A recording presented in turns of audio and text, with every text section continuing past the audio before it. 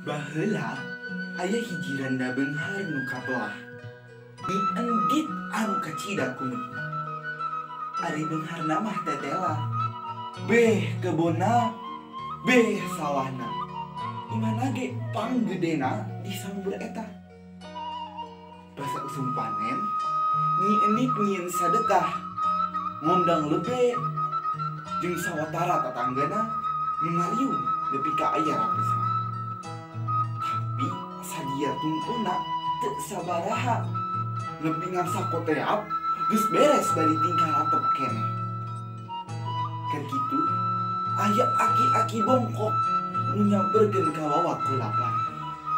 Ari kitu Nyi endit beut nyarekan. Wajarkeun teh teu aya ka era. Tungtuna aki-aki dititah ningkah. Aki-aki indit jumarijeg bari ngomong. Sagala ge boh kanu hade, boh kanu goreng, moal taya wawalesna. Ngomongna kitu teh kasaksian ku saukur nu aya di dinya.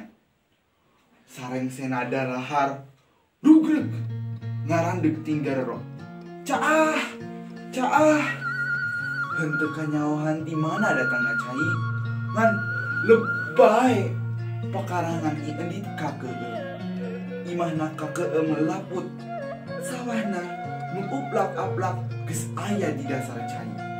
Lembur sakuriling mungkin geus robah ngarupa jadi situ. Anu nepi ka ayeuna katelah situ bae.